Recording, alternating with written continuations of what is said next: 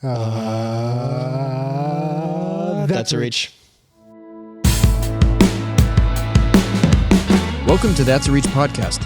The goal of this podcast is to answer young adults' questions about theology, life, and the gospel from a biblical standpoint.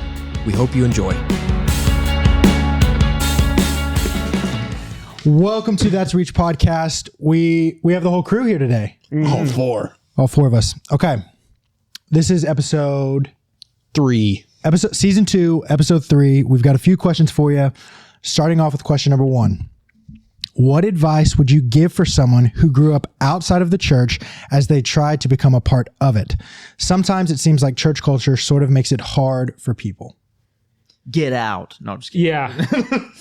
Yeah. Fly right or get out. No, I think really there's two parts to that question that kind of, they speak to two different things that people struggle with.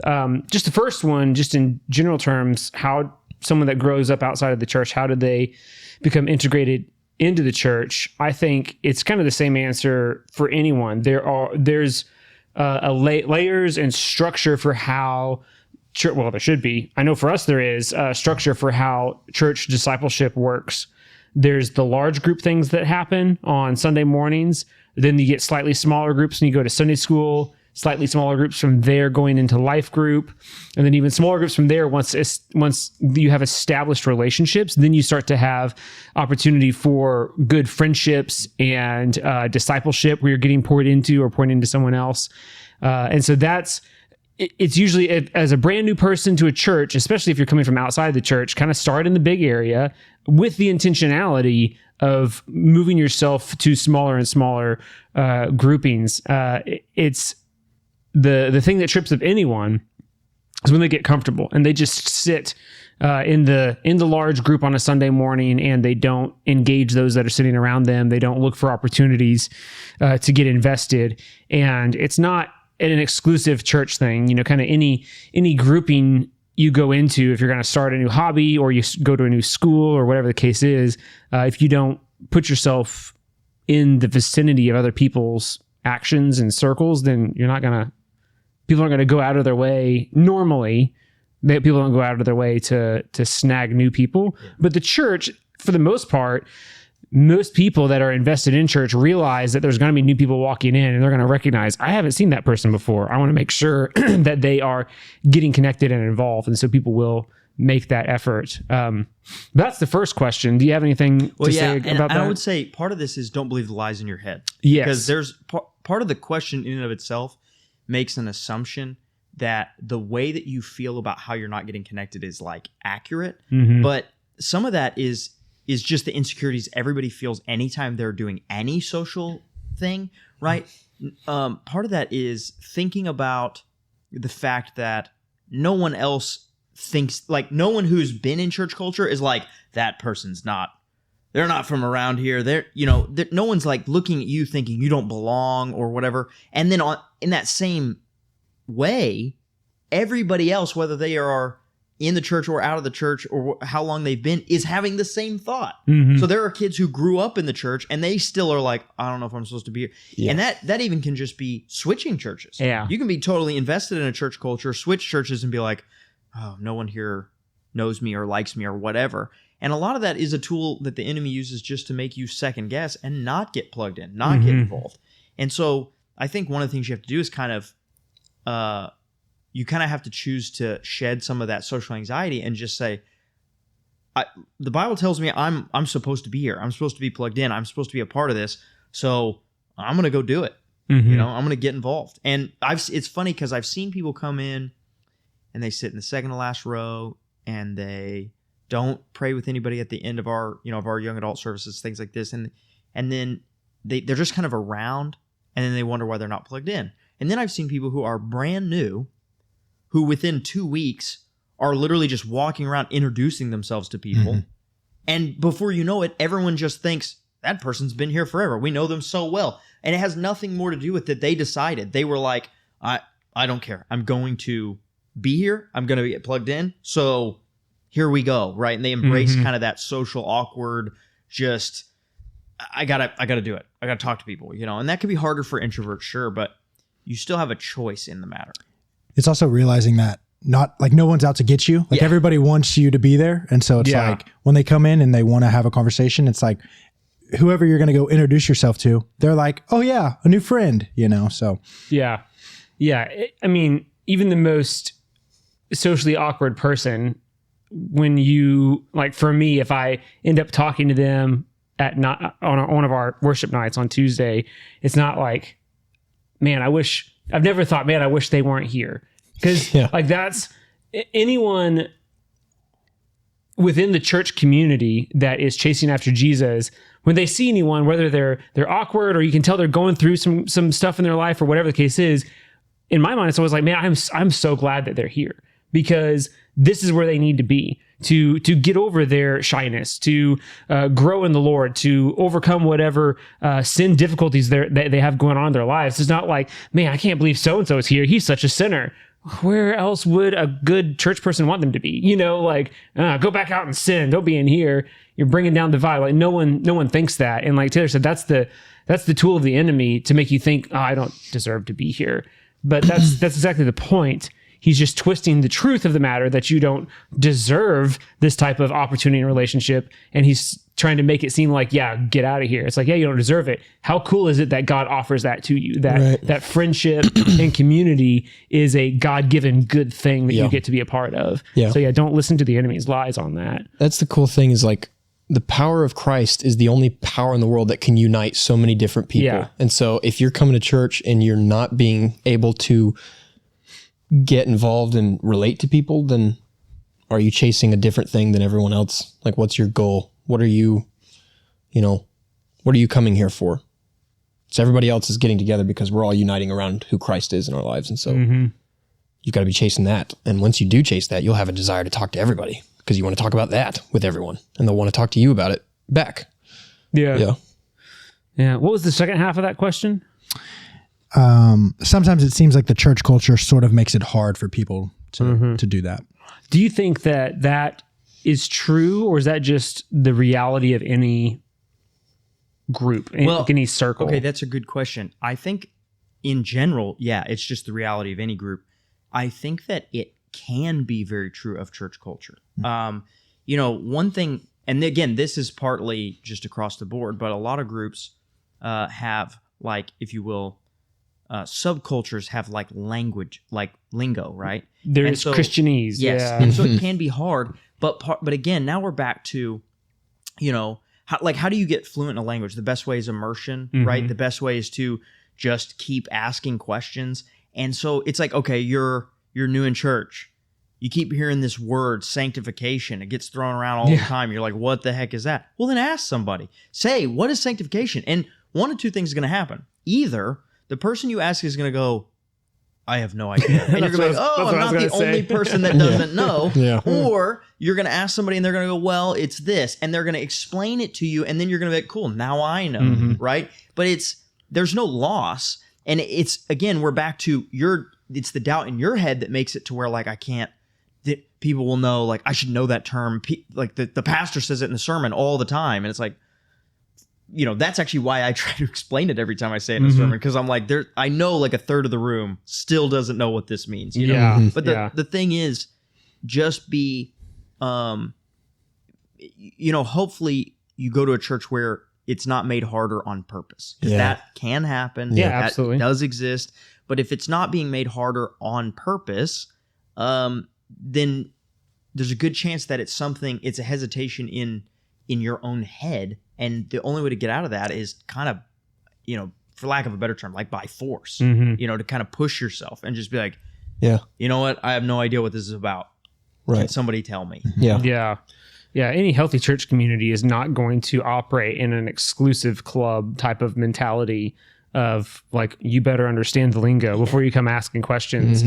And like you said, more often than not, you're probably going to ask somebody who understands, in theory what the thing means, but then they're like they'll stumble over and be like, I don't really know how to explain it, which is good. They need to be challenged. Everyone needs to grow in understanding of those things, not because you need to be able to answer the questions on the pop quiz at the end of church, but it's because understanding those big concepts that have the kind of Christian lingo to it, it helps you to better understand what God is doing in our hearts and our minds. So it's a worthwhile thing to to gain that understanding, not so you fit in, but so you have more opportunity to grow in your depth and understanding. Yeah. So that's a huge thing. I mean, Christians, the religion of Christianity gets a bad rap because of judgmental and all that kind of stuff. And people walk into churches and they feel like they have to be a certain way in order to be involved in the community. And again, unfortunately, sometimes that is due to people who call themselves Christians. Yeah. Going out and spreading a wrong, false understanding of what it's about. Examples of whatever it is. The real Christianity is all we want for you is to ask, because we want that for you. It's for your good if you just ask these questions. It's fine if you don't know the answers. I didn't know the answers when I walked in here. The whole judgment thing also has become an easy catchphrase. We have a lot of our young adults work in environments where somebody's always like, well, Christians are so judgmental. And one of the things that Abigail, my wife, tells people is when you hear that, ask them, can you give me an example? Because sometimes they have a very real experience and you can say, hey, I'm really sorry you went through that. And you can show them the opposite. But the vast majority of the time, they're like, well, it's just like you see it on like Instagram and stuff. Yeah. Like, so you personally have never been judged by a Christian, but it's just that Christians are judgmental, you know? Yep. Well, what's the next one? Before we move on, I am now suddenly just doubting everything that's happening. And since we fired our engineers and then hired them to be over here, I'm going to go double check that everything was turned on. Yes, red light. Yeah. Okay. I was starting to panic and I was like, I don't remember pushing the buttons. I don't want to talk I'm glad you did that. You can edit. Yeah, we can just... all this. Yeah. We'll fade in and out and then come back to question number 2. But I was sorry, we had technical difficulties. I don't want to sit here and be like, I should have stood up. I should have stood up and checked. Yeah, and then we talked for 30 minutes. Yeah. All right, it's all recording. We're good. I was like, at first you said, I'm doubting everything. And I thought about this conversation. I quit. You guys just talked me out of everything. Christians are judgmental and they're sitting right beside you. Your question too. Because I was looking over there past you, trying to not be awkward. I was like, can I see the red light? Is the red light on? Oh, God. Okay. All right. Question 2. Yeah, question number 2. How do you measure the health of a church? With a yardstick. Well, going back to the thing we were just talking about, there's lots of things, but one of the things is the community and the way that the community acts and reacts to new people and questions and those types of things. There's going to be a obvious healthier version of that. So you can kind of see the health of the church through the love and interaction of their community members.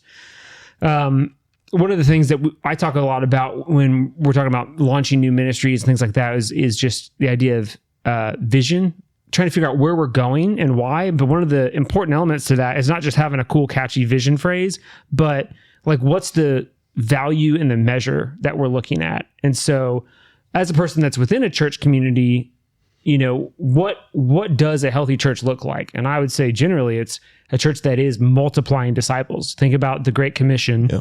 That's what we're called to do. Is there baptisms happening? Are there new disciples that are being multiplied? And are they being sent out to go and teach others likewise? If that's the case, that's kind of our main value marker of what measures a healthy church community based on Scripture. Sure, and I think that's definitely true. It's also maybe like big picture, if you will. Because one of the things that I've seen, because it's hard to like look at just maybe the microcosms of like one class and see that on just like a day-to-day basis or a week, Sunday to Sunday basis. Whereas you should, over a period of time, you should see all that. I think that there's something to be said for something that you can see week to week is the hunger for the word. Like, do people actually want to hear the word? Are they there because they're there for the sermons?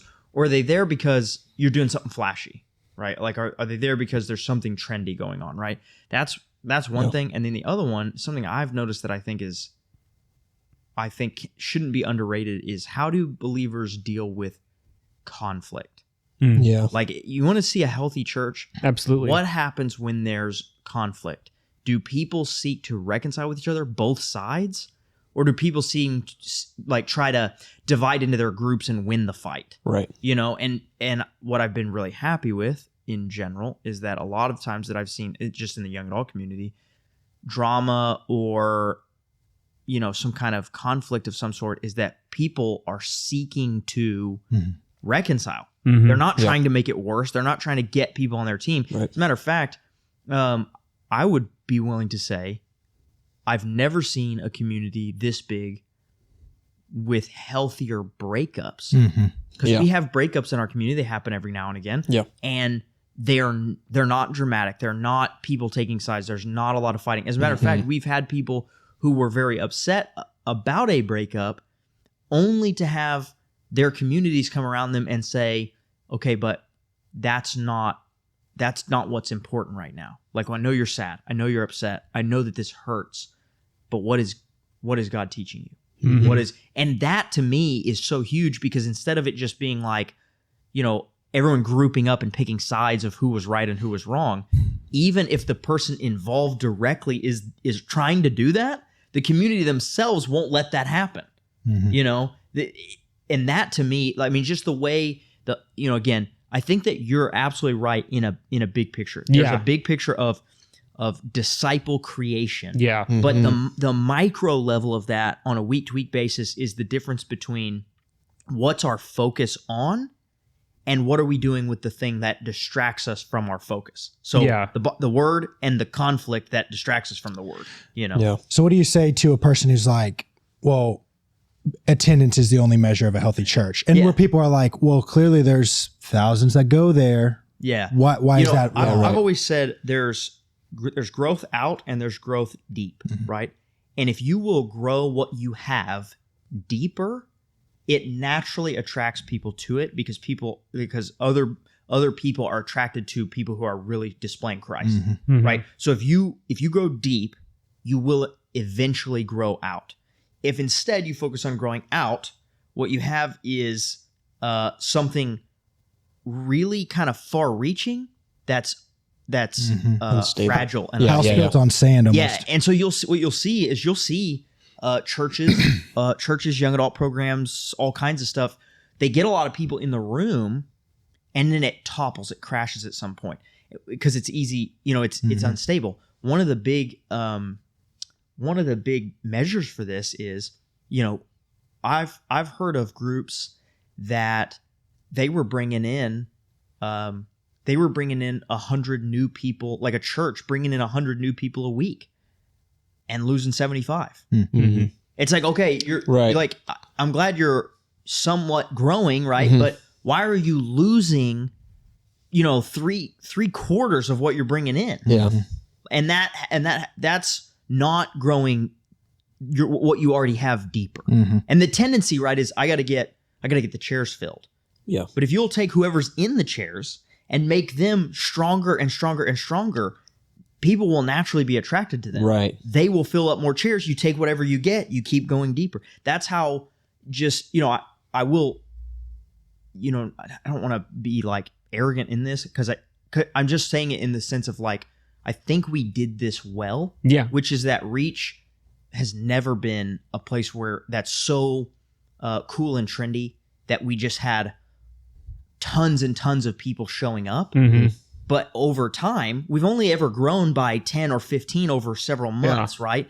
But they stay. Yeah. Right. We grow by that much, and then we stay that way. Yeah. And that's because we take in whoever we get and we take them deeper, and that's all we focus on. And then they inevitably bring in some more people. Yeah. Yeah. Because we're preaching the word, we're focusing on the Great Commission. And we're teaching them how to handle conflict, how to be real with each other. Well, to also point that to scripture, like, what does Jesus say in John? And then what does John say again later in like 1 John? Like, how does the world know that we're Christians? By the way we love each how other. we love one another. How do we at Christ, how do the world know that you belong to me? By how you love one another. Well, and there's multiple places where it says like, I can't think of the exact passage where, like, for instance, Paul's like, why are you fighting just like the world? Yeah. Like, why are you fighting with each other just the way that pagans fight with each other?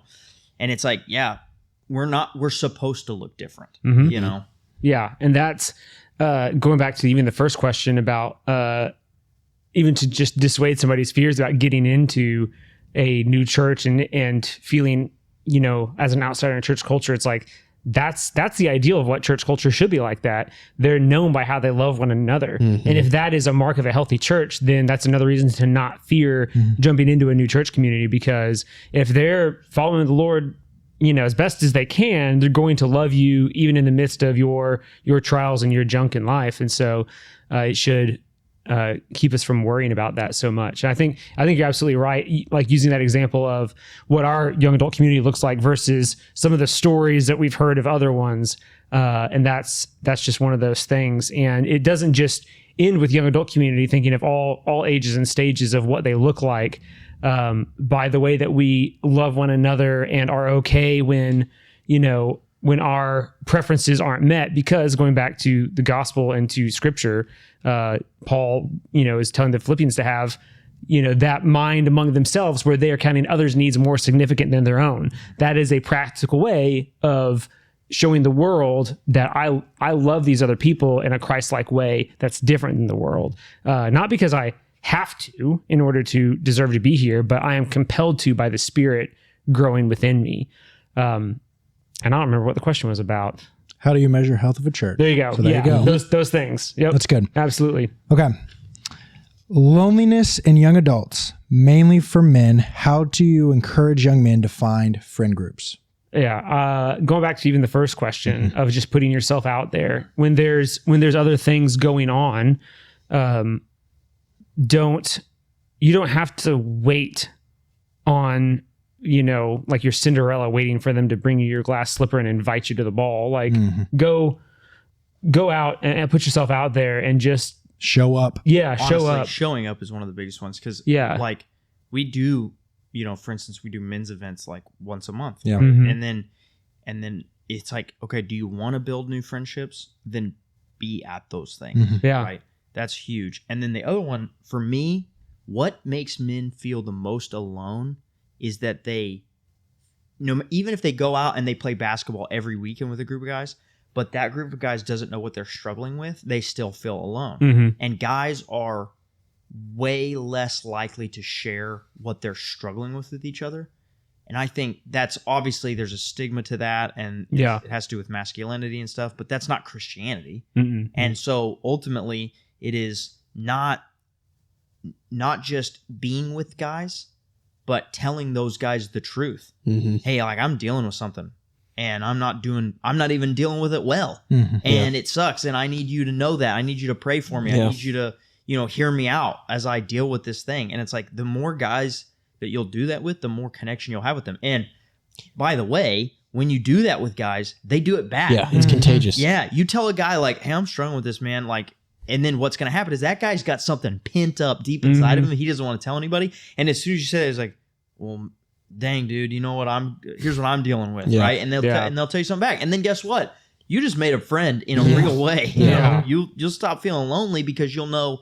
I've been in situations where the worst thing in the world is feeling like you're going through something and nobody in that given room knows what you're dealing with. Well, sometimes all it takes is you could be in a room with 50 people and something happens and you look for the one face in the room that has heard the pain or the thing you're dealing with, and you look at them and they look at you and that person knows what I'm dealing with, and that's all it takes. And so, well, how's anybody going to know what you're going through if you don't tell anybody? You have to tell somebody. Yeah. And to reciprocate that and be that for somebody else. Yeah, be available for them. Because you pouring into somebody else is very satisfying. Like it's what we were created to do, is to be known and to know other people in a real way. And for them to feel like, as the question was saying, like to feel connected. Or what was the question again? Yeah, how to find friend groups, how not to be lonely. Yeah. So being available, showing up, like we said, those are the practical things, but then even just being vulnerable and then being available for someone else to be vulnerable with you. And going back to what I said on one of the earlier questions about the different levels of church community that we have, if you only ever find yourself in the large groups, that's easy to get lost in. Like where if you're a person that does get anxious about those things, you will maybe intentionally or unintentionally not even realize that you're holding back and you're kind of trying to hide in the shadows a little bit. So push yourself into the smaller groups because it's going to force you. Because this is like obviously the theme in this podcast. One of the things that you have to think of is you do not have to beat this entire, mountain obstacle of getting plugged in and having friends in 1 week. Yeah. Yeah, right. But here's the other thing. You do have to do something every week. Yeah. And so it's what happens is people show up and they sit there and they don't talk to anybody. And then they think, well, I don't have any friends. And then they think, well, I should just talk to I should just go every week and I should try to talk to people. And that feels overwhelming. And it's like, okay, how about this? Show up and talk to one person and really get to know them. And then that's why we provide, for instance, what we do with the prayer time afterwards. Tell the person that you end up sitting across from the truth. And how about this? Don't pray with the person that you already know super well. Go pray with somebody you have never sat with and never had a conversation with and tell them the truth about what you're struggling with. And watch them do the same thing and love you and you love them and you pray together. And then guess what? That was 1 week. You had one good conversation, met one new person, got a connection with them. Now go home, let your little introvert battery recharge, and come back next week and do it one more time, and just keep doing that. It just takes one, Well, even through Tuesday night reach and Sunday morning, we give them 2 opportunities to do that. Yes. So it's like 2 real connections you can make a week. And the Sunday school one actually makes an even better point. It's kind of like how much does this matter to you? Yeah. And it's like, okay, if you don't come to Sunday school, if you don't come to the service events, if you don't come even to the fun events, then when you come and you don't join a life group, right? And you're not getting discipled. And then you come and you say to me, I just feel like I'm having so much trouble getting plugged in. I'm going to ask you a sequence of questions. And it's going to sound like, do you come to Sunday school? Yeah. Pray with people you don't know? Do you get discipled? Are you in a life group? And if you say no to all those things, I'm going to say, okay, it is your fault that you are not connected. Yeah. You're not doing any of the things that you need to do to get connected. Yeah. You can't just show up at Reach on Tuesday night, sit in the back of the room, pray with somebody you already know, go home and be like, I don't know, I'm not plugged in. And the last question to those series of questions is, when you do those things, are you actually being honest and talking to people about real things that you're struggling with? Yeah. If you always keep the mask on, even though you do the effort, you're still not going to be known, and it keeps it surface level in your heart and mind, and you're still going to feel alone. And here's the wild thing. So many testimonies of people pair up with someone that they haven't met before. And guess what? The other person starts sharing what's going on in their lives, and it's the exact thing that you're going through. And it's like that bond is established all the time. Has been crazy is the amount of people who are really plugged in at Reach who remember the very first person they prayed with. Yeah, I do. They're like, that's the first person I prayed with at Reach. And the fact that we've been doing it long enough that almost everybody has a story that's like, yeah, that was the first person I prayed with. It's like, that tells us this works. So if it's not working for you, you're not doing it right. Yeah, for sure.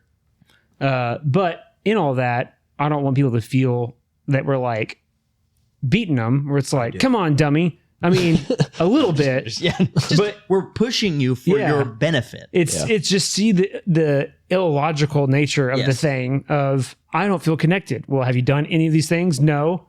That's what I'm saying. Like, don't expect us to like invite you to the ball, Cinderella. Like, come on, let's do this. There's a flurry of activity going on around you. Just step into it. I just heard somebody recently was quoting a family member as saying, I guess a discipler is not going to come to my front door.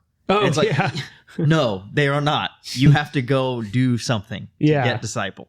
Generally, yes. Yeah, for sure. Like, it's just, and honestly, half of the battle is just being in the places where we all are. Yeah. That's why, like with the young men at Reach, they're like, man, I wish I knew older people. It's like, did you know that there's 100+ old dudes that have breakfast every week? You're invited. And I tell guys, they're like, well, how do I get discipled? And it's like, okay, how about this?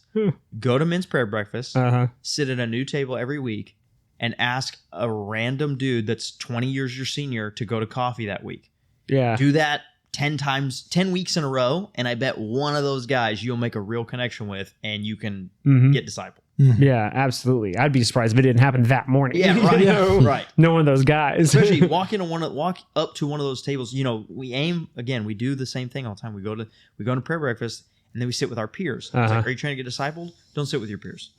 Go sit with some guy that looks like,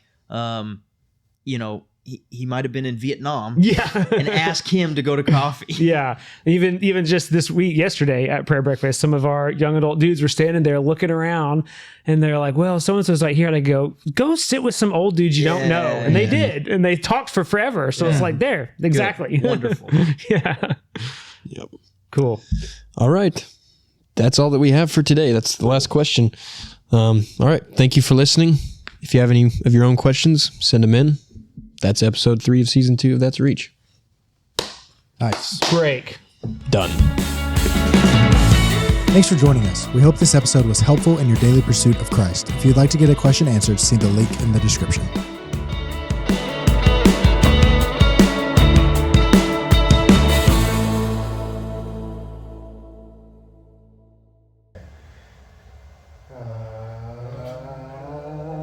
That's Reach.